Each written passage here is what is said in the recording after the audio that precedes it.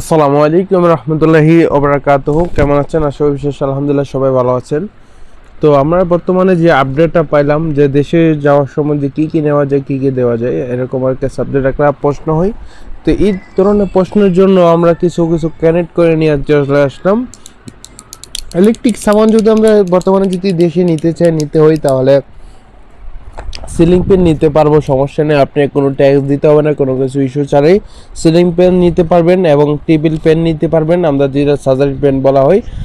Rice cooker নিতে পারবেন এবং প্রেশার কুকার নিতে পারবেন। এর ধারণা যাবিতে আপনার কিছু একটা সিঙ্গেল নিতে পারবেন, বেশি নিতে কিন্তু সমস্যা। ওকে, এছাড়াও একটা আপনি ইলেকট্রিক যাবে তো একটা ল্যাপটপ পিসি নিতে পারবেন, একটা ল্যাপটপ নিতে পারবেন, একটা প্রিন্টার নিতে পারবেন। ওকে, যেটা প্রিন্ট টাইপ করে আমরা প্রোডাক্ট ক্লিয়ার করি আর কি।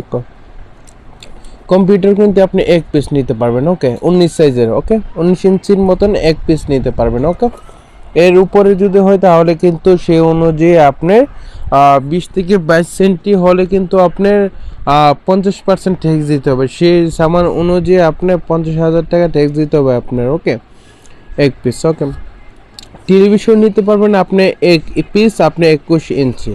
যদি 21 ইঞ্চির উপরে হয়ে যায়, যেমন 22 থেকে 29 ইঞ্চি হলে আপনার 10,000 টাকা আপনার ফাইন দিতে হবে। ওকে, এরপরে আপনি যদি এর উপরে যান কিন্তু এর উপরে 15,000, 30,000, 20,000, 30,000 এরকম ফাইন বাড়তে থাকবে। যত বড় হবে সেই অনুযায়ী আপনাকে ফাইন দিতে হবে একটা সরকার টেলিভিশন। তাই আমি মনে করি এগুলো বাংলাদেশ থেকে কিনে এটা সার্ভিস ভালো।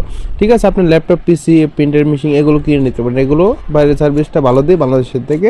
এটা আমি মনে করি আর কি, যেহেতু আমি বাইরের কান্ট্রিতে আছি, এটা আমি বাইরের সার্ভিসটা ভালো দেয়, বাইরের মেশিনটি ভালো, তার জন্য আর কি সাজেশন করছে। ওকে, এখন বর্তমানে আপনি নিতে পারবেন রূপা এবং স্বর্ণ। রূপা এবং স্বর্ণ মিলিয়ে আপনি নিতে পারবেন 200 গ্রাম। ওকে, স্বর্ণ 100 গ্রাম, রূপা 100 গ্রাম।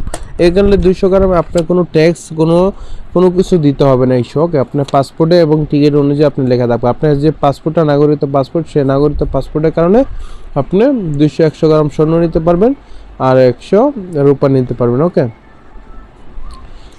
তো সেখান থেকে আপনি যে কোনো বাঙালি নেন আবার অরিজিনালি নেন, যে কোনো নেন। ওকে, আগে আপনি মোবাইল নেওয়া যেত আপনি 2টি ফোন এবং 6টি নেওয়া যেত ট্যাক্সের ওপরে। এখন বর্তমানে নেওয়া যায় 2টি ফোন, একটি ট্যাক্স দিয়ে।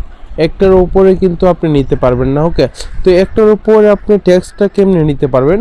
তো 0 থেকে 30,000-এর ভিতরে হলে 5,000 টাকা দিতে হবে, 30 থেকে 60,000 ভিতরে হলে 10,000 টাকা ফাইন দিতে হবে এবং 60,000 উপরে হলে 25,000 টাকা আপনার ফাইন দিতে হবে সরকারি ফিস্ট অনুযায়ী। ওকে, তো স্বর্ণের জিনিসটা যদি আমরা বোঝাই, আপনি 22 ক্যারেট 100 গ্রাম স্বর্ণ নিতে পারবেন আনলিমিটেড। ওকে, আনতে পারবেন, সমস্যা নেই, সে অনুযায়ী আপনার কোনো ইস্যু আসবে না।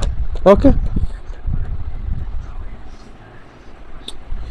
আর যদি আপনি 21 ক্যারেটই আপনি আনতে চান, আনতে পারবেন, সমস্যা নেই, সে অনুযায়ী কিন্তু আপনি সেখান থেকে আপনি 21 ক্যারেট আনেন 22 ক্যারেট আনেন, সমস্যা নেই, কিন্তু সমান একই জিনিস 12 পিস হওয়া যাবে না। একই জিনিস মানে একটা আংটি নিলেন। ওকে, তো আংটি কিন্তু 12টা পিস আনা যাবে না, কারণ কি জানেন, সেখান থেকে মনে হয় যে বিজনেস এবং বিক্রি করার জন্য আনেন, সেক্ষেত্রে আপনার ইস্যু, তো সেক্ষেত্রে আপনার প্রবলেম হতে পারে আর কি। যাই হোক, সবাই লাস্টে আমি একটা কথাই বলবো যে সিগারেট যে জিনিসটা, যেমন স্বর্ণ, মোবাইল, বাড়া, এগুলো যদি আনতে চান, যেমন 100 গ্রাম বাড়া আনতে পারবেন ট্যাক্স অনুযায়ী। ওকে, 1400 টাকা ট্যাক্স দিতে হবে।